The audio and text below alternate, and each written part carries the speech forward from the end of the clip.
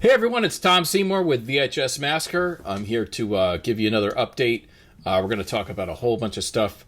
If you're an independent filmmaker out there, either starting off or if you've been in the field for a long time making feature films, this may be of interest to you because I'll just tell you the truth. What is working for me, what is not, and you'll probably be able to get some information out of it. So, one of the things that I've done is I've entered 111 film festivals with my newest feature-length documentary, Video Dreams, a VHS Massacre Story, which is about a 30-year journey to get on the shelf at Blockbuster and beyond and what to do when your dreams no longer make sense. And so it's been doing pretty well. 30 official selections so far, 16 wins. And I'm going to go over where it's going to be playing in the next few months, and what the theme of this show could be called is like building a path around. If you get rejected by film festivals, there are things that you could do to still have a premiere, and I'm going to go into those. So let me look here. So we'll start from the top. All right. Dances with Films is a top 20 film festival in the United States. So one of the very most prestigious film festivals in the U.S. It's very rare, but they will occasionally do a review of your film. And so they gave me this like a mini review. And so this is the more quotable quote. Video Dreams shows the passion, perseverance, and challenges of independent filmmakers with a profound focus on the low-budget filmmaking process. So that was pretty awesome. They sent that in an email, so I was pretty psyched about that. And so this is the kind of thing that's rare. And given that quote, given the mini review they did, it actually makes me think, maybe you can ask some of these festivals if they'll give you a blurb or a review or something like that, So as I move forward, I may actually try that, like almost like a consolation, It's like if I don't get into, like I'm going to be entering, some bigger festivals down the road, and that could be a good thing to ask for. I mean, honestly, if it's a large enough festival, they're probably not going to respond to you because it's super difficult. Like, imagine something like Sundance gets like 8,000 films plus, so they usually will send if you don't get in, they're just not going to respond to you. So if you do get a personalized response, that means you were in pretty close to getting in. So which is pretty cool. All right, so these are some of the film festivals we're playing in and screenings we're getting. Barebones Film Festival, I've been entering that for close to 30 years, believe it or not. That's a screening November 5th in Muskogee, Oklahoma, a cool town I've been to a few times. Awesome.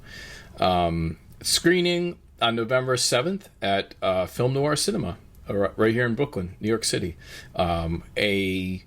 Very well respected independent cinema theater in Brooklyn, so we're psyched about that. Red Rose Film Festival in Pennsylvania, it's playing at Penn Cinemas, and I don't think my film is playing at the IMAX, but they actually hold the award ceremony and everything in this giant IMAX theater. So that's kind of incredible. I'll find out if I'm playing in IMAX. That'd be crazy. If you think about, there's some VHS footage in my doc, VHS on IMAX seems ridiculous. But anyway, Tri-Cities Film Festival, they actually awarded us Best Documentary Film, ahead of the actual screening. So that's happening November 7th through 9th, and that's in Washington. And Tri-Cities is like a significant film festival in there. For Washington State, so pretty big deal. This is one of the things that just happened. We were official selection of Melbourne Underground, and Melbourne Underground is the top underground film festival in Australia. So if you think about the underground film festival circuit in the United States, like Chicago is kind of like you could say the crown jewel of underground. Some make the case that Slamdance is actually in its own way like an underground festival, but I think that's kind of a bit of a stretch. That's literally like second or third top film festival in the United States. But like Chicago Underground it's probably like the number one underground film festival. It's like you might be saying, well, what's underground? Well, it's cinema that is it can be artistic, it can be experimental, it could be cult. It's just not typical like high budget mainstream. It's not going to be like a Warner Brothers picture. So, and a lot of my career has been the praise I've gotten. A lot of it tends to be from the underground, which a lot of people in the United States see as more like I don't want to say grassroots, but almost like more slightly more adjacent to the art world, but in like it's got a little punk rock edge to it, so like grittier, more real, but if you think about like Chicago Underground is so big that it's and it's so well respected that it probably is an equivalent of something like maybe like an Austin Film Festival. It's just two different. This is what I'm learning after all these years too. It's just two different tracks. So Austin Film Festival, let's say, is an Academy Award qualifying, like one of the top film festivals. I don't know what it is. Maybe it's top 30 or something, but it's very significant. But then Chicago Underground is a separate underground track, and that is so respected as an underground festival that it's like they're not quite the same. And you obviously Austin would edge out Chicago Underground in regard to like mainstream popularity and stuff like that. But it's sort of like Chicago Underground is kind of like the deep cut, kind of like the filmmakers film festival. So you could think of underground in that way. That's the way I do. But anyway, so Melbourne Underground is Australia's top underground film festival. So, and we also got into, we played at a few weeks back at Torino Underground, which is Italy's top underground film festival. So I'm sounding I'm kind of like bragging a little, but that's just to say, if you're making genre films or horror films or independent films, you can be highly respected in your lane, if you know what I mean. Like Sundance is probably not. It may not be the right fit if you made like a super cool horror film, even if it's like beautiful Kubrickian cinematography, So it's about going to where your film will be appreciated. Okay, so when you're entering film festival, think of it in that regard. What do I want to make? Where would that fit in? And then Toronto Global, that's brand new festival in Toronto. And they've been doing a lot of stuff online, posting a lot of stuff. It seems like they are pretty interactive, and I was a little weary about this festival, because you never know. During COVID, a slew of online festivals popped up, and I don't really ever want to trash small film festivals. In a lot of ways, I think they're more important than larger ones, because they're typically made by real humans trying to play the best films. It's not like there's not like a corporate arm to it, but you do have to watch out. Like some of these film festivals are just kind of like generated and internationally generated. There's no screening, some of the websites aren't even well maintained. So you do, when you look at a listing, and I use Film Freeway, dig through, look at everything, look at their social media, look at the website, try to find legitimate pictures of screenings and stuff like that. But so I'll let you know about Toronto Global, but so far they're at the very least posting a lot of stuff. They're highly interactive, and it seems like they're on top of things. It's not like some lax thing where you enter and you just never hear back from them, you know. So that's where we're playing so far. I was thinking that we were slowing down, but we just got a slew of these new official selections. It just finished up at CineXS, which I was so psyched about. So CineXS is this is something to keep in mind. Your film may do better in Europe than the United States, and that is no small thing. Because if you think about, you know, the United Kingdom or Ireland, if you think about Italy or France, like, you know, or some of the Norwegian or Scandinavian countries, just some of the best films in the best films ever made, best films in the world. They take their films very seriously, and if you're doing genre stuff like me, they find that stuff more important. It's a slightly different culture, especially in the United Kingdom. They had this video nasties thing where films were actually banned, like legally banned. So, and a lot of these were cult films like Faces of Death and stuff like that. So I think Cannibal Holocaust, stuff like that. And so, like, I think in that weird way, it really, like, catalyzed the nation's, like, love for our cult movies. And that's my take on it. I'm not a historian. I just make the stuff. But CineXS is the top genre film festival in the United Kingdom that in academia. So you could say there's two top United Kingdom genre festivals, Fright Fest and then CineXS. I would actually give CineXS the edge because they're tied to academia, and I'm sort of adjacent to that as well. And so when they took my film, I was so happy about it. I got to meet like Xavier and Eugenio, and I got to be on a Q&A panel and have a director's interview. All this stuff was like super cool. So far that's been a real highlight, as well as winning at Phantasmagoria and playing at British Independent Film Award qualifying Spirit of Independence, and that was in the United Kingdom. So far, UK really gets it, Italy really gets it, and looks like Australia really gets it too. Which is this is really, you know. So this is, just keep this in mind that you might not always connect like everywhere you are, and this will bring me sort of to my next thing. Is so Film Noir Cinema is it's a screening in Brooklyn, and what had happened was I entered a number of New York film festivals. Some are huge. Doc NYC was like a really large one, and a few other like top. And I thought, you know, we had a decent chance of there's some connection with the college system. It's a film that features like Kim's Video and a lot of very New York centric things. It's won 16 awards. It's played at some of the top genre festivals in other countries. So I'm thinking, you know, maybe I can get into these. And no, lo and behold, I'm shut out of a lot of New York film festivals. So what happened was I get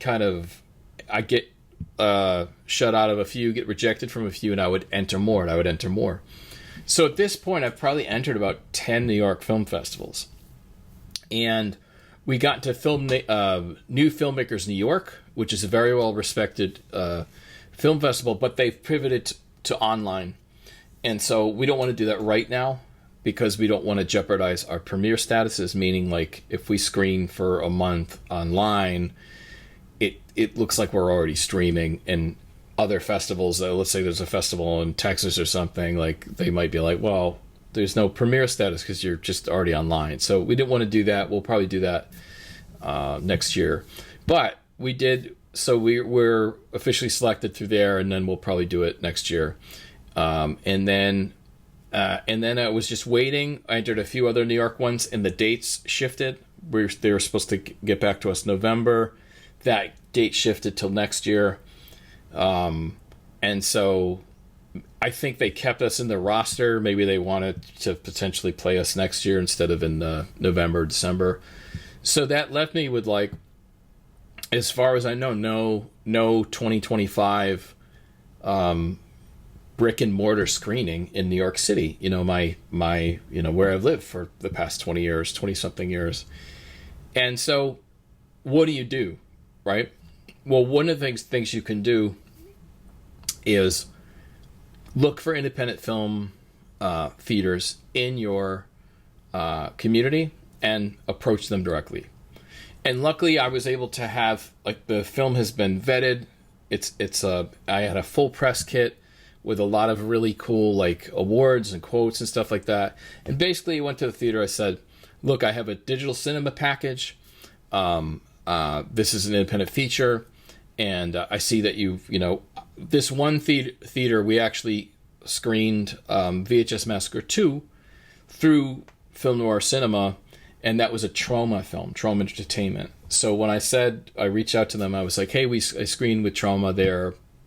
If you want this movie, take it. You could have it for free. And here's a press kit." And we talked a little bit, and they're like, "Yeah, that sounds great." So lo and behold, Film Noir Cinema is going to screen it. And I said, "What the heck? I'll reach out to another theater." I reached out to another theater in Connecticut. I don't know if they'll get back to me. Honestly, Connecticut's a very strange state. They're not particularly impressed with their own filmmakers. And so I remember when I moved to New York, as hard as it was here, I was able to make more headway, So you never know. We're entered in a few Connecticut ones, but they don't, and basically half of the film, it starts out in Connecticut. So, but yeah, you never know. We may it may hit, it may not. So yeah, but New York was kind of similar. New York wasn't vibing with this, at least some of the larger stuff. But there's 3 or 4 more left, I think, that we're waiting to hear back from. It's like we entered, like, Gothamite. We entered New York Film and Art Film Festival. We entered Raw, New York, which that might be cool. And that one actually looks like a cult underground thing. That could work if they take it. And then there's a New York monthly screening thing that we're entered into. So it's sort of a scatter shot, But you never know with these things. You hold out premiere status. We entered these top ones, and, like, in the hopes we'd get into them, and I held off on the small ones because I was thinking, like, okay, if I don't get to the big ones, I'll enter the small ones, and then a lot of the small ones didn't take it either. So it's a mystery, So, but the bottom line is you can build a path around, because the truth is, putting on a film festival in New York, it's a lot of work, but it's not impossible. So you could start your own film festival as well. Now, I know a lot of, this is a slightly different subject. Like, you're a filmmaker, you just want to make your film and all that stuff. But most of these theaters, there's a ton of theaters, small theaters throughout Brooklyn, some double as playhouses, and you could rent out. I think even at Film Noir Cinema, I think the Brooklyn Horror Film Festival is at Film Noir Cinema, right? So you can do that sort of thing. You could go in and, rent out the theater and screen, like, 3 or 4 films if you wanted to, and create your own festival that way. So there's a lot of different options. You don't have to accept gatekeeping. You know what I'm saying? You can build your way around, and so that's something to consider too. So let me go to my blog. All right, so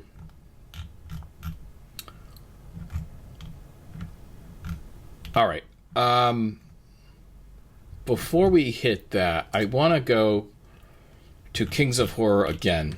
I was talking to my buddy Mike Garansky about Kings of Horror, and we were both kind of fascinated by it. Kings of Horror is the largest horror movie YouTube channel with about 1.6 million subs. and that continues to go up. And they just premiered Rhonda Shear's Up All Night. It's got Rhonda Shear, Yuki, and John Brennan from The Last Drive-In. And they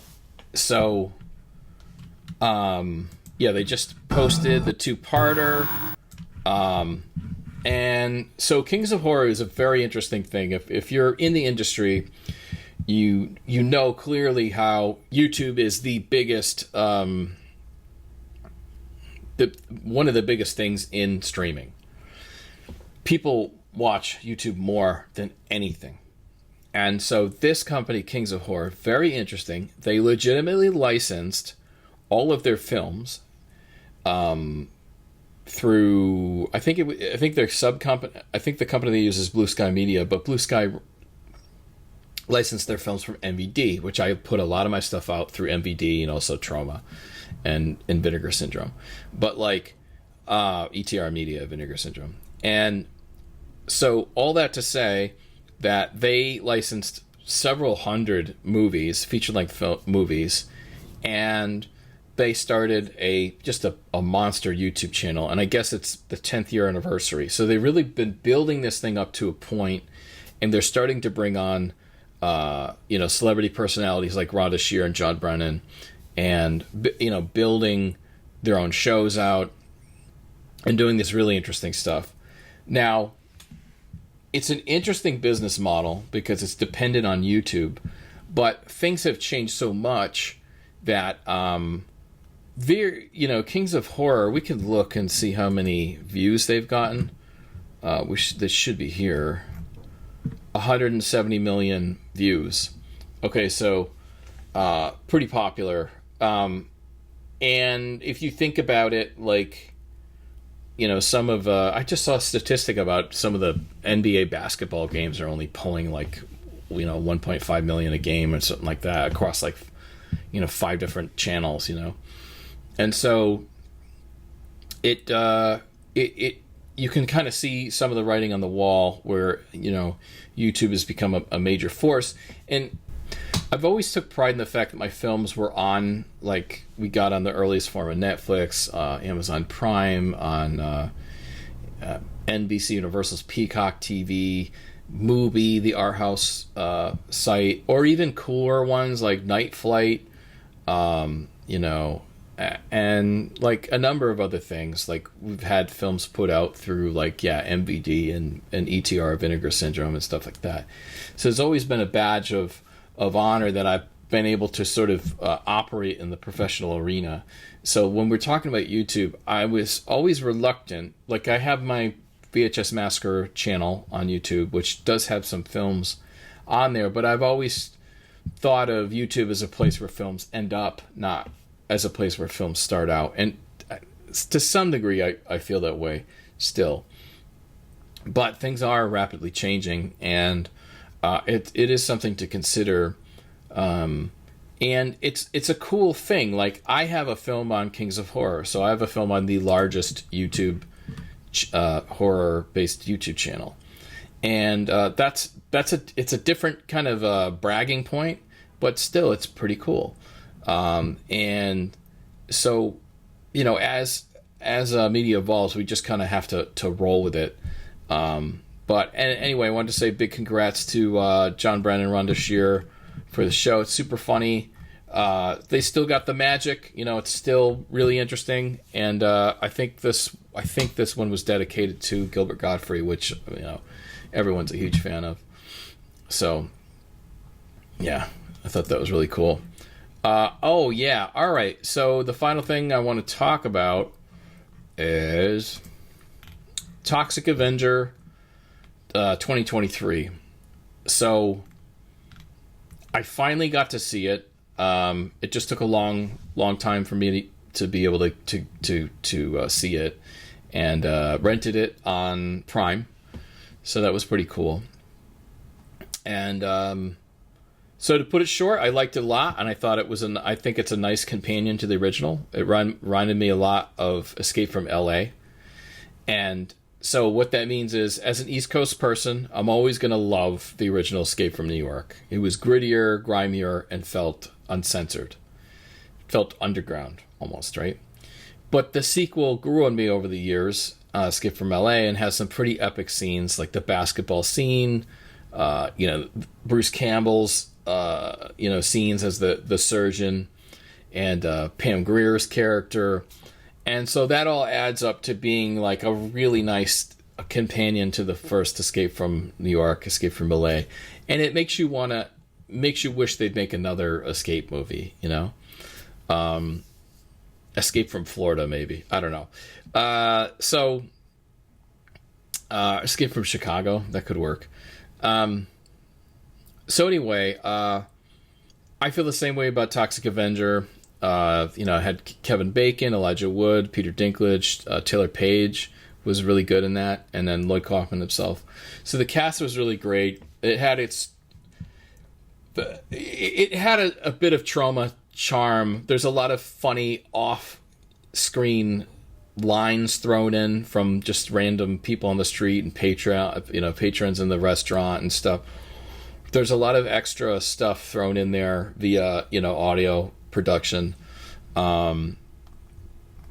and so you can tell that Macon Blair and the rest of the gang were all big fans of Toxic Avenger, and so credit should be given to Lloyd Kaufman, Michael Hers, and then I always say credit to Debbie Rochon, who she was the star of Toxic Avenger 4, among others, and a lot of people think of Toxic Avenger 4, Citizen Toxic. That is actually the best Toxic Avenger movie, edging out the first one and the reboot, And so you got to give credit to kind of the whole Toxic Avenger crew that made those first 4 movies, and then this 2023 version, the 5th. If you count Melvin, so Troma Entertainment put out... They recut Toxic Avenger 2 and 3 because they were supposed to be one movie originally. So they recut them and I think added extra footage and made it into like one part, and they titled it Melvin and they put it out. So that's really interesting. You can almost count that as like a 6th movie. Then you had the NBC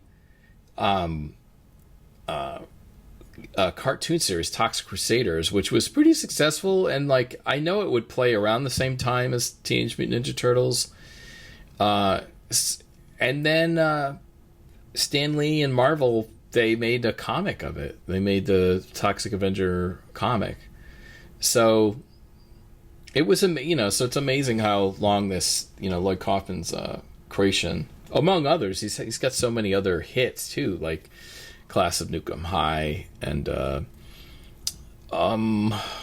Mother's Day, that's his brother, I think, Poultrygeist, and Terror Firmer, and all these other ones, Shakespeare Shitstorm, and so he's got a new one coming out, The Power of Positive Murder, I think it's called.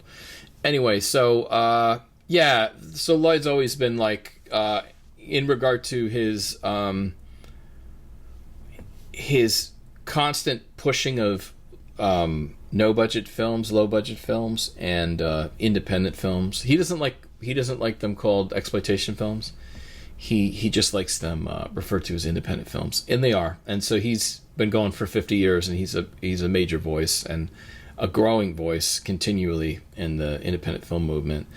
And I definitely like what he's done, and he took on some of my films, the first 2 VHS Massacre films, which frankly, that's the only reason why anyone knows me. I did it, 20 years worth of films before that, but the ones that people know me for probably the Toxic Avenger VHS Massacre movies. I wish Toxic Avenger. And the new one, Video Dreams, is the 3rd in the trilogy. So it's actually a VHS Massacre trilogy. So that's basically it for the podcast. So to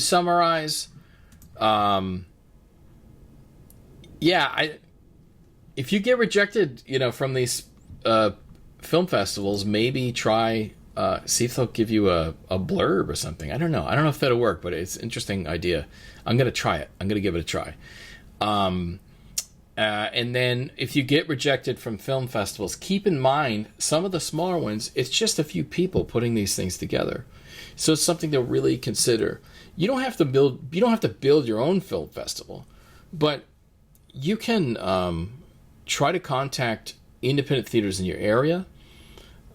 Just offer the film for free. Tell them they could keep the ticket sales, and maybe they'll play your film. Or worst case scenario, you rent it out. You rent it out, and then the ticket sales hopefully just pay for the cost of the theater. And so, don't let gatekeepers stop you from getting your film out there. And then, what was the last thing?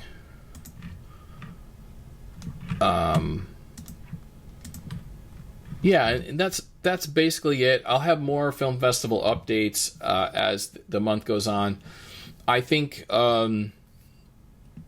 late November I'll have some announcements into December about adding additional dates.